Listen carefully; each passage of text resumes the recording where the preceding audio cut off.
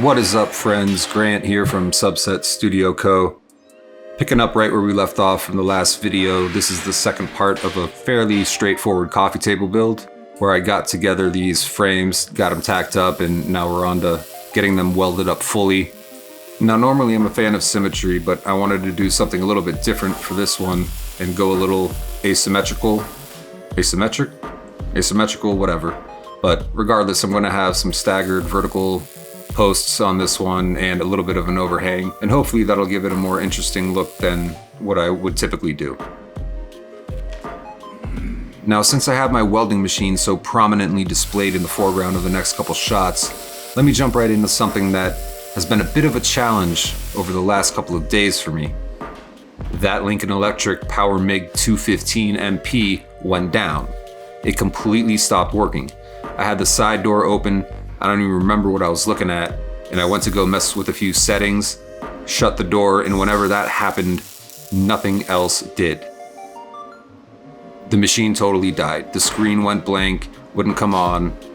Whenever I depressed the trigger of the MIG gun, no wire came out, so I had no wire feed. The drive rollers weren't working.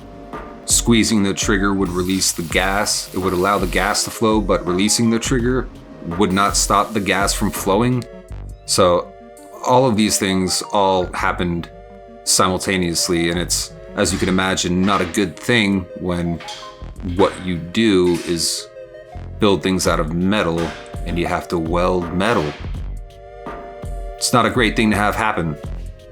So I'm pretty hot about this. This all happened within the past couple days, so I reached out to Lincoln Electric and they were able to tell me that this machine is still under warranty until 2027, and they were so kind to give me a couple of places that would service and repair the machine. So hopefully here in the next couple of weeks I'll take it in and get it fixed, and it'll be good or better than new, because this machine is only 3 months old to me, and it already had this happen. So a bit of a bummer, but luckily I have a backup machine, my ESAB, which is also fairly new. I got that thing back in, man, I can't remember, October, November-ish of last year. And that thing had a similar downfall in that running on 240, it started spitting out noodles. And for any of you who doesn't know what the term noodling is when it comes to MIG welding, if you could imagine slowly dropping a cooked piece of spaghetti onto a countertop and how that noodle would curl up as it lowers down onto the countertop, that's what the MIG wire does when we say noodling, except it's red hot, obviously. But you don't want that when you're using the MIG welding process. So that happened to my ESAB. Luckily, it still runs perfectly fine off of 120. So I was able to whip that out and continue to work on what it was that I was working on over the past couple days. So no matter which way you cut it, not an ideal situation, but gonna get through it, gonna get the machine fixed, and I might as well bring in that ESAB while I bring in the Lincoln, and that way hopefully, if it's not too expensive, I can have 2 fully functional machines at my disposal at any given time, which would be nice. That ESAB, by the way, I got both of these machines off of Amazon, so maybe that's part of my problem, but when I got the ESAB, I got the Assurion protection plan.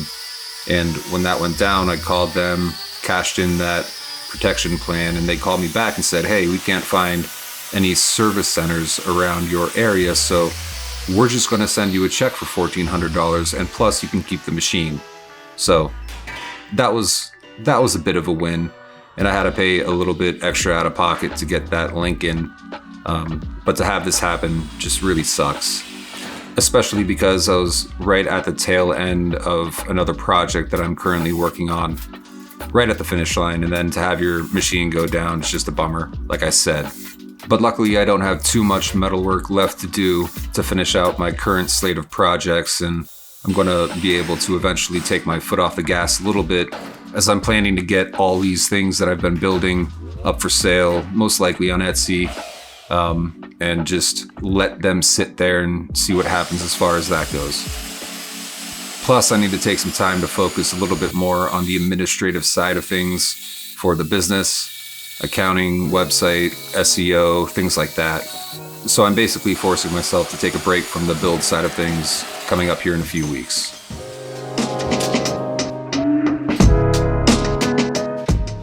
I realize that it's becoming a bit of a trend that I don't really talk about the process of building these pieces.